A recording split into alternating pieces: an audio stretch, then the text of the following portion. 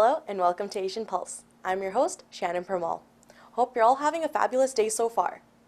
We're still in the middle of a pandemic with the new flux of COVID cases. However, according to the Ministry of Education, schools will be opening soon and most children will be back into their classrooms on September 10th. With this news, some parents have expressed their concern and do not feel safe to send their children to school. With that being said, parents have the choice to keep their children home and do homeschooling or online learning. Undoubtedly, this coming school year will look different regardless of whatever parents choose to do. However, it'll be also different. Kids will be wearing masks in the hallways and playgrounds, and the only kids who will be exempt from wearing masks are the ones who have some sort of medical condition such as asthma. Whether in school or not, we'll still have to be safe and make sure to wash your hands with soap and water, wear masks, and keep 6 feet social distance from others. These are the only things we have in our control to keep ourselves and our families safe. So please do your part in reducing the spread. During COVID-19, mental health issues have been on the rise as most people who lost their jobs during the pandemic are home with the family and/or children. Not only this, but domestic violence has been increasing in cases. To talk more about this, we have invited clinical counselor and therapist Kashmir Besla, which we will get right to after this short break. Today's guest is Kashmir Besla, a registered clinical counselor who has her own practice here in Surrey on one-on-one counseling, consulting, and research. Camilla will be speaking with her, so please have a look. In our studios, it's my pleasure to introduce to you Kashmir Besla. Kashmir is a clinical registered therapist or a counselor, and she has a practice right here in Surrey. And she has been doing this work for many, many, many years. And why I have invited her to talk about how could we do self-care during this pandemic times. So welcome, my friend. Thank you very much, Kamala, for having me. Yeah, thank you so much for coming. Yeah, let's talk a little bit about yourself. Those people, this is the first interview I'm doing with This is you. the first time. I've known you for so many years. And this is the the very first- first time that we're sitting like this together. I'm ashamed of myself. No, so- no. You're a busy woman. No, you have been on my mind for not a couple months, but many years that I need Thank you. to bring you in here. Anyhow, talk a little bit about yourself, the work that you have done in the community, your background, Okay. so the people can connect with you. Sure. So as you mentioned, I'm a registered clinical counselor. I've been doing this work for, it's hard to imagine, but almost 25 years. One of my very first jobs was a support worker job. And from there, everything just grew from, doing support work to getting my undergrad in criminal justice, to getting my master's degree in counseling psychology, to the point where I am today, which is almost 12 years in a private practice. So it's been quite a journey, and I've learned a lot along the way. I really love the work that I do, working with individuals, working with families, and I've learned and grown a lot as a result of the work that I've done as well. So it's been an absolute pleasure to serve our community and to be able to give information whenever I can. And give it back to the community. Yes, for sure. So we're going to talk about how is the counseling helping the family, especially during now when both the couples are in the house, the kids are in the house, and the biggest fight or argument that one has is when there is lack of money in the house, when the finance is not coming, when we were each other's face all the time. Yes. And that's what the root cause of domestic violence or violence within the family. So are you seeing a lot of that these days, and how could we rectify it? What can those people that are watching, and they could be living in the situation. Right. And it's not like easy to say that, okay, why are you living in this situation? Leave everything, pack and go. It's not that simple and easy. Yeah, no, it's not that simple and easy at all. So as you mentioned, I think when, the lockdown first happened and people were asked to stay at home, it might have been kind of fun and exciting to, have some time off, or, kids were out of school. But for many families, this has been going on for many, many months now. And as you mentioned, finances are often the number one thing that that couples can argue and disagree about. And people have been very affected, not being able to do their jobs, not being able to go out. And so stress and anxiety will build up in the home. And unfortunately, domestic violence numbers have gone up as a result of the abuser often being in the home for many more hours than they would have been if they had been going out to work. And so I have heard many stories and situations of that being the case, where at least before there was some sort of a break between the couple where, the abuser was going out to work and she only had to deal with him for certain hours of the day, and she did the best that she could during those times. But you asked the age-old question of why do women stay, and we know that that question has been asked for a really long time. We like to kind of flip it on its head and ask, why do men abuse? Yes, Right? So yes. we're not saying only men abuse. Of course, we know that women can be abusive as well, but in this particular case, we're talking about men abusing women, so violence in the home. And there's hundreds of reasons, if not thousands of reasons. It's, stability, it's housing, it's, like you said, finances, it's disrupting the children's lives. Although, if there's violence in the home, we already know that the lives are being disrupted and children are being affected. It could be cultural. It could be, I got married once and I'm going to stay with him forever, despite what he does and how he behaves. Or a lot of women just, are very forgiving and want to give chances to their partner with that hope that one day he will become the man that they're hoping that he will. And sometimes they do, and many times they don't. So it's very complicated why women stay in abusive relationships. And when I was driving here, I was listening over the radio that BWSs, their 40% crisis calls have gone up. Yeah. And they are also looking for volunteers. They have 50 active volunteers on 24-hour crisis line. Wow. And then they are looking for another 20. So if you are one of them and you want to take the full training to be able to work on the crisis line, that will be an opportunity for you to do that. That would be amazing, yeah. And that's what I say, that even women will pick up the phone to call the crisis line, and sometimes women have to think, what do I do?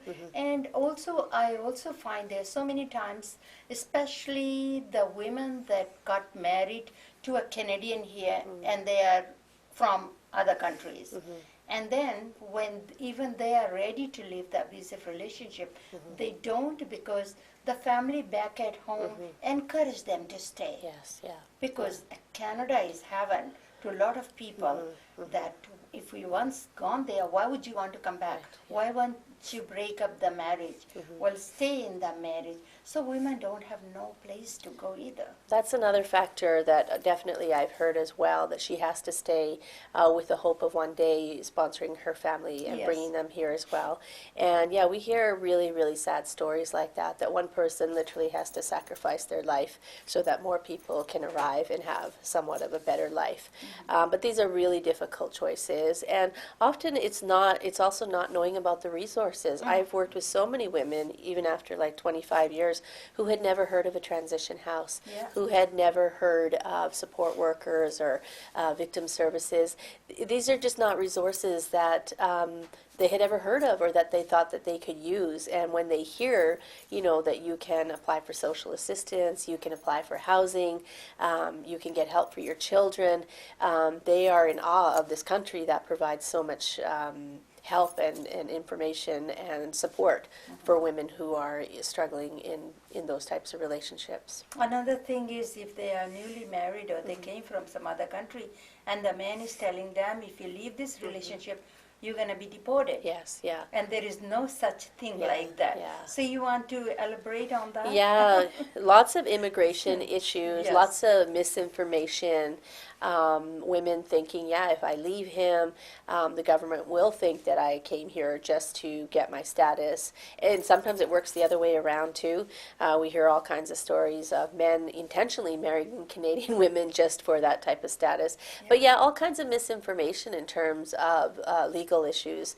If you're told something over and over again and you're in that abusive situation, you start to believe it. You start to think, no one will help me. No one will ever help me. And because there is no family in here. That's right. But I think Yeah. people have to remember that it doesn't matter. Even if you leave that abusive relationship, go into shelter, you will not be deported. No. It doesn't matter who signs on the paper for your sponsorship, you will not be Yeah, deported. yeah. So I think here that doesn't matter the scare tactic, that you will not be deported as long as there is a police file. You're only going to be deported if you have committed a crime.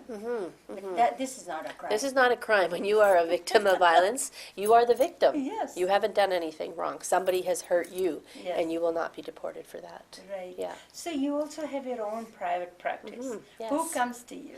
I've been really fortunate in my private practice for the last 12 years. I work with a lot of individuals. I get lots of referrals through WorkSafe, so all kinds of things are happening for people at the workplaces, bullying, harassment, accidents, witnessing something, a lot of trauma going on there. I work with youth who are in trouble with the law. I work with a lot of women through the Crime Victim Assistance Program who have Okay. been victims of violence. And I'm also really proud to say that I also work with men who have perpetrated violence. I work with a wonderful colleague of mine, Dr. Jordan Hanley, and we run the sex offender treatment program here in Surrey, and I've been doing that for 10 years. So I feel that we need to work with both men and women in order to create change. I don't think that we can just work with women. The men are the ones with the power. Yes. And so we need to raise our boys differently. We need to teach them differently. We need to model healthy relationships for them. And we also need to provide them the services when they also find themselves doing something that they never imagined that they would do. And for those people that are listening or watching you today, do you also do couples counseling? I do a little bit. I am in Both an office. are willing to Yeah, come yeah. and do one-to-one, yes. Yeah, I have done it. I enjoy doing it. I'm in the same office with my colleague who does a lot of couples counseling. That's what he specializes in, so often he will take that piece on. But if someone requires couples counseling, definitely I will see both parties and see what I can do to assist them. So your counseling, you are a therapist, a clinical counselor, and people need to come and see you. It's not Yes. free. No. And so how do people that are watching and they have a job and they don't know if their benefit package covers any of the counseling, how do one go about checking that out and be able to see you? Those people, I'm pretty sure there are a lot, they say, Yeah. okay, I relate to her, what she is talking about, and maybe if my husband is not ready, but women should be able Yeah. to go, I want to heal myself. Yeah. No, that's a great question. So I am part of an association, which is the BC Association of Clinical Counselors. It is our goal and hope to one day be covered through MSP. So just like when you go to see a doctor, you don't have to pay. Our hope is one day people will be able to see registered clinical counselors and not have to pay out of pocket. But currently that's not the case. So currently I advise people to have a look at their extended health benefits and see if they have any coverage through that. So sometimes people will have dental and eyeglasses as well as a mental health piece that they've never known about or never used. So definitely checking there to see if you can see a registered clinical counselor. Sometimes it says you have to see a psychologist, sometimes a social worker. So reading the fine print and seeing who you're able to see. So that covers it. There are some free programs here in Surrey that people can also Google and find some programs run by students, such as the Moving Forward program. Yeah. Excuse me. Otherwise, people pay out of pocket, and counseling is expensive, of course. But we also recognize that there's many things that are worth paying for, which are part of our health that we need to take care of. Do you run support groups?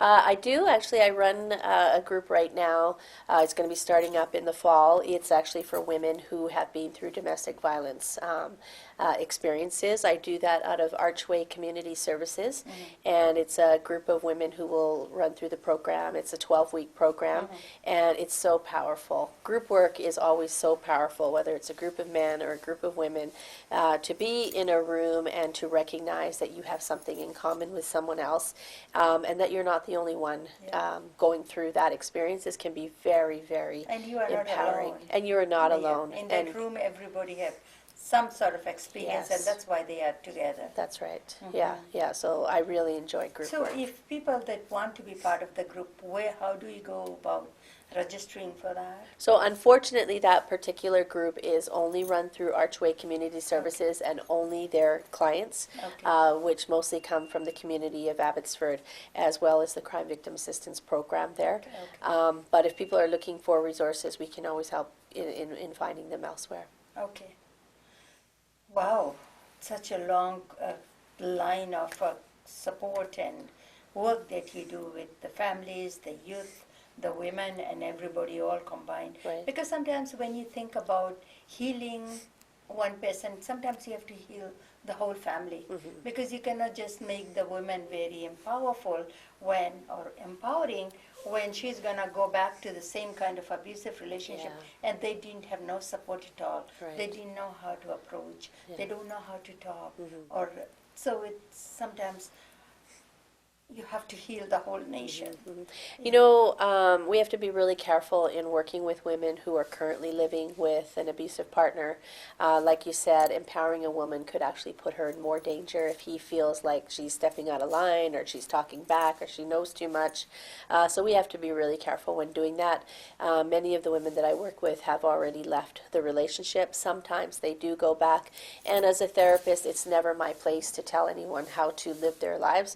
What I can do is walk alongside them, support them, give them information.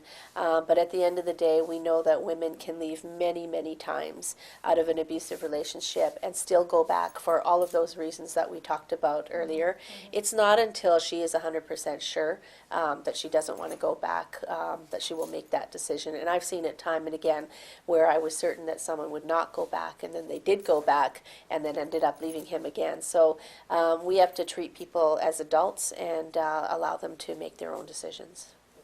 The last question, during this pandemic time, how do you take care of your mental health? Of my mental health, or how do people? People's mental Yeah. health. Yeah, no, I think during this time it's especially important to connect with people, to have social support, either to pick up the phone or to try to make plans and see people, safely through social distancing. Just getting out and trying to connect with people, but also basic things that we're saying, whether it's a pandemic time or other times, just taking care of your personal health, making sure you get enough sleep, that you're eating healthy foods, getting enough sleep, just the really, really basic things that somebody can do, right? Do things that you enjoy. The weather has been absolutely amazing. Go for a walk. Invite your neighbor over for a cup of tea. Just know that although we are limited to many of the things, I mean, summer is almost over, that we weren't able to do, I think people have found new hobbies and new things around their homes. Gardening has really picked up. I'm seeing so many people riding bikes. We've had to be very creative to practice that self-care, of going for a walk and just knowing that it's going to be okay. It's not going to be like this forever. Yes. I know that for some people this probably has been a very difficult time, a very depressing time, but to remind yourself that it's not going to be like this forever. If we all, follow the rules, we'll be able to work through this pandemic even sooner. And also keep your bubble small because of the pandemic Right. is on the rise. But Yes. at the same time, everybody has a phone, a landline, and everybody has a cell phone. That's right. We were working around with cell phones. So if there are people that you haven't talked to in a long time, didn't see Yeah. them, or they used to be part of the group, pick up the phone and just say hello to them. That's right. Just Yeah. say, how are you doing? I mean, I'm just checking on you Right. to see things are all right, right? That's Absolutely. another way of checking. You That's- don't have to go visit and have chai with them, but you can do that over the phone. That's right. That's Yeah. right. And people really do appreciate getting a call out of the blue like that, especially, people who live on their own or seniors or, like you said, people that you haven't connected with for a while. That would be really lovely to be able to check in with them. Do you have your number? Yeah, my office number is 778-218-1180, and I have a practice here in Surrey. That's where I am most of the time. Once a week I go out to Abbotsford, and I do some contracted work there as well. Thank you so much. And maybe if you do not know whether you are at work or whether your work will be able to cover to go see a clinical therapist or a counselor, check that out with your HR, with the employer, and see if there are, because especially now, with what about 50 to 60% of the people are going through mental anxiety. So I think it's very, very important to check that out. And should be something that should be paid for employees to go seek help. If your mental health is not in order, not together, it's going to be very hard for you to be able to function at work, That's right, yeah, So yeah. that's very important. Yes. Check it out and call that number and just check, this is what I am and how much do you charge for half an hour, 45 minutes or an hour session. And I think this is something, it's your own investment. It is. It Yeah. is. Yeah. You are putting the money, even maybe costly in the beginning, but you are investing in yourself. In your health. Yeah, in your health. And Yes. that's very, very important. Yes. Yeah. Thank you so much be able to come today and be able to talk to our viewers. And I'm pretty sure all these important ideas or things that we have talked about, and maybe even if you pick up one out of all those 20 minutes we have been talking about and talk to people, I think is also very important. Yes. And get some help if you think you are a victim or you are in a domestic violence situation, seek help. It will not stop by itself. No, no. You have to take the first step, and it's a scary step to take, but there is support for you. Thank you, my dear. Thank you, Kamala. Thank you, Kashmir Bisla. If you're interested to go and see her for counseling, we'll put her number on the screen for you to be able to get some one-on-one consultation. We have some events that are happening in your community that you may be interested in participating, so get your pen and paper ready. Guru Nanak's Free Kitchen, in collaboration with One Voice Canada, is organizing Sunday Students Food Bank, starting from July 5th every Sunday. A variety of groceries, like fresh produce and bakery items, will be distributed at Guru Nanak Sikh Gurdwara near Senior Centre parking lot from 12:30 until 2 p.m. For more information, please contact Hardeep Singh at 778-814-7054 or Harsahib Singh at 604-781-5687. Mindfulness practices for wellness with Guru Gaba, breathing meditation, chanting. Grima Gaba is a meditation practitioner and South Asian Youth Mental Health Ambassador. The dates to be announced, but for registration, please email info@samhaa.org. In honor of International Day of Girl Child, there is a film featuring about women, and this is taking place on October 10th and 11th. For submissions or more information in regards to this film, please contact Sonia Andi at 604-807-8796. If you're planning any events or would like your community to be aware of, please send it to asianpulse@gmail.com. This next song is from Manju Kumar, and she would like to hear this song. Wo jab yaad aaye, bahut yaad aaye. If you want to send a song request, please send it to asianpulse@gmail.com.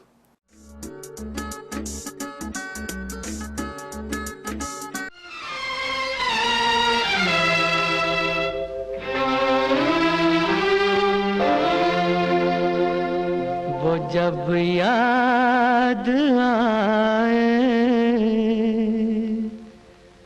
बहुत याद आए वो जब याद आए बहुत याद आए गमे जिंदगी के अंधेरे में हमने चरागे मोहब्बत जलाए बुझाए वो जब याद आए बहुत याद आए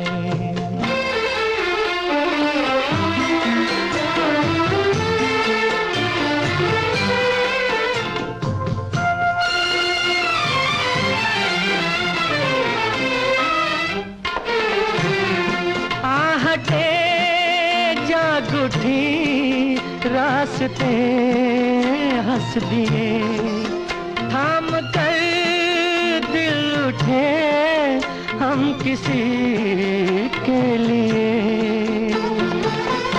कई रोका हुआ है, चले आ रहे हैं वो नजरें झुकाए, वो जब याद आए, बहुत याद आए, वो जब याद आए, बहुत याद आए, वो मैं जिंदगी के अंधेरे में हमने चरागे मुहब्बत जलाए बुझाए, वो जब याद आए, बहुत याद आए।